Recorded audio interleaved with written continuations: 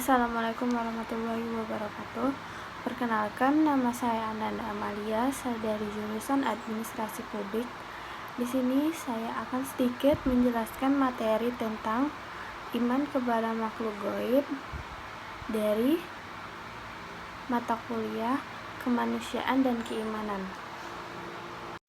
Makhluk gaib. Semua makhluk yang diciptakan oleh Allah Subhanahu wa taala dapat dibagi menjadi dua, yaitu yang gaib dan nyata.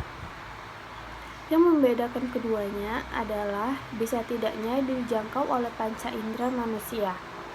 Yang dimaksud gaib dalam pembahasan ini adalah yang mutlak, segala sesuatu yang tidak dapat dijangkau oleh siapapun dan kapanpun.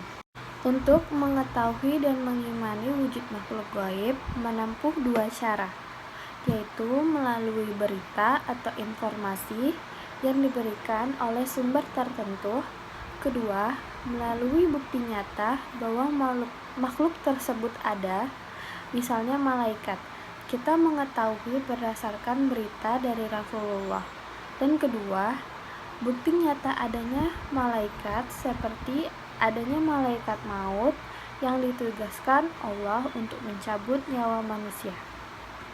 Siapakah malaikat itu? Malaikat adalah makhluk gaib yang diciptakan Allah dengan cahaya, dengan wujud dan sifat-sifat tertentu. Malaikat itu diciptakan dari cahaya, jin diciptakan dari nyalanya api, dan Adam diciptakan dari apa yang telah diterangkan kepadamu semua. Hadis riwayat Muslim. Wujud tidak dapat dijangkau oleh panca indera, kecuali menampilkan diri dalam rupa tertentu, seperti manusia. Quran Surat Maryam, Juz 19, ayat 17 dan 16. Yang artinya, dan ceritakanlah kisah Maryam di dalam Al-Quran, yaitu ketika ia menjauhkan diri dari keluarganya ke suatu tempat ke sebelah timur, maka ia mengadakan tabir yang melindunginya dari mereka. Lalu kami mengutus roh kepadanya, maka ia menjelma di hadapannya dalam bentuk manusia yang sempurna. Malaikat tidak dilengkapi dengan hawa nafsu, tidak memiliki keinginan seperti manusia, tidak berjenis kelamin, dan tidak berkeluarga. Hidup dalam alam yang berbeda dengan manusia. Malaikat adalah hamba Allah yang mulia. Malaikat selalu menghambakan diri kepada Allah dan patuh atas segala perintahnya, serta tidak pernah berbuat maksiat dan durhaka kepada Allah Subhanahu wa taala. Nama dan tugas malaikat. Jumlah malaikat sangat banyak, tidak bisa diperkirakan, ada perbedaan tingkat di antara mereka, baik dalam kejadian, tugas, pangkat, dan kedudukan. Sebagian dari malaikat diberi nama-nama mereka, dan sebagian mereka hanya dijelaskan tugas-tugasnya saja. Ada yang bertugas di dalam ruh, bertasbih kepada Allah Subhanahu wa taala, memberi salam kepada ahli surga dan menyiksa penghuni neraka.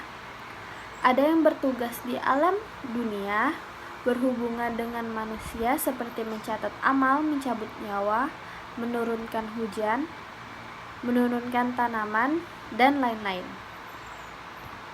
Di antaranya nama dan tugas malaikat.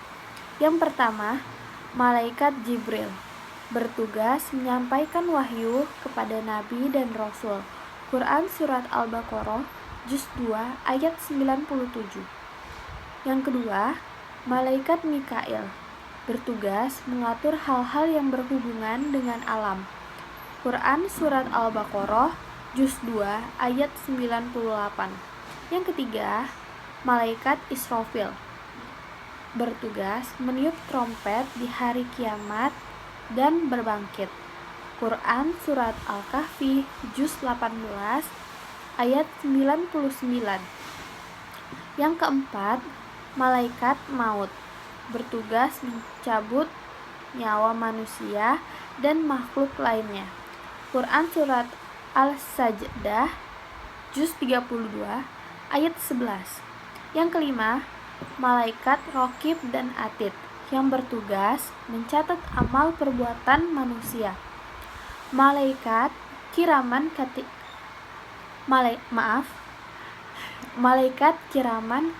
katibin yang bertugas menulis amal perbuatan manusia. Malaikat hafazah yang bertugas memelihara segala catatan amalan manusia. Quran Surat Qaf Juz 50 ayat 18 dan 17. Yang keenam, malaikat Munkar dan Nakir. Yang ketujuh, malaikat Ridwan, penjaga surga dan memimpin para malaikat pelayan surga.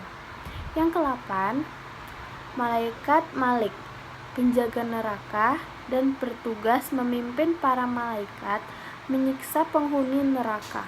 Quran Surat Al-Zukhruf Juz 47 ayat 77. Yang ke-9, malaikat yang bertugas memikul arsy. Quran Surat Al-Mu'min Juz 40 ayat 7. Yang ke-10, malaikat yang bertugas menggerakkan hati manusia untuk berbuat kebaikan dan kebenaran. Rasulullah bersabda, syaitan dapat menggerakkan hati anak Adam, demikian pula malaikat dapat menggerakkan hati. Bisikan syaitan berupa godaan untuk melakukan kejahatan dan mendustakan kebenaran, sedangkan ajakan malaikat berupa dorongan untuk berbuat kebaikan dan meyakini kebenaran. Hadis riwayat Abi Hatim dan Tirmizi. Malaikat yang bertugas mendoakan orang-orang yang beriman supaya diampuni oleh Allah segala dosanya, diberi ganjaran surga, dan dijaga dari segala keburukan dan dosa-dosa lainnya. Manusia lebih mulia daripada malaikat. Yang pertama, Allah Subhanahu wa Ta'ala memerintahkan kepada malaikat untuk sujud kepada Adam. Quran Surat Al-Baqarah Juz 2 ayat 37. Yang kedua, malaikat tidak bisa menjawab pertanyaan Allah tentang al-asma, sedangkan Adam mampu karena memang diberi ilmu oleh Allah Subhanahu wa Ta'ala. Quran Surat Al-Baqarah Juz 2 ayat 33 dan 31. Yang ketiga, kepatuhan malaikat kepada Allah Subhanahu wa Ta'ala karena sudah tabiatnya, sebab malaikat tidak memiliki nafsu, sedangkan kepatuhan manusia kepada Allah Subhanahu wa Ta'ala melalui perjuangan yang berat melawan hawa nafsu. Yang keempat, manusia diberi tugas oleh Allah menjadi khalifah di permukaan bumi. Quran Surat Juz 2 ayat 30. Hikmah beriman kepada malaikat. Hikmahnya yang pertama, lebih mengenal kebesaran Allah yang menciptakan dan menugaskan malaikat. Yang kedua, lebih bersyukur kepada Allah atas perhatian dan perlindungannya terhadap hambanya dengan menugaskan para malaikat untuk menjaga, membantu, dan mendoakan hambanya. Yang ketiga, berusaha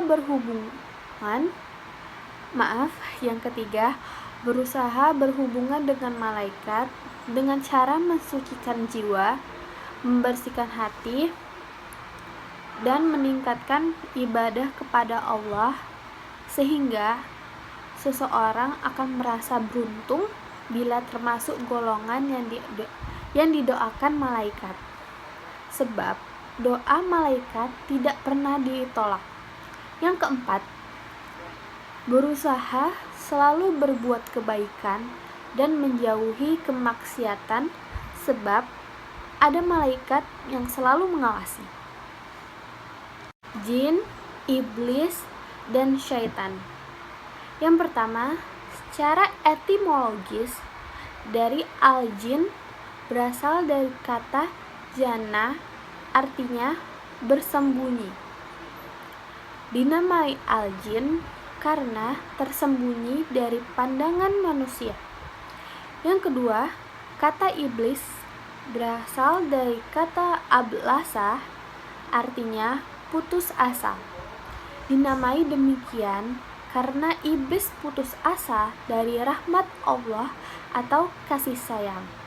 Yang ketiga, kata syaitan berasal dari kata syatana, artinya menjauh.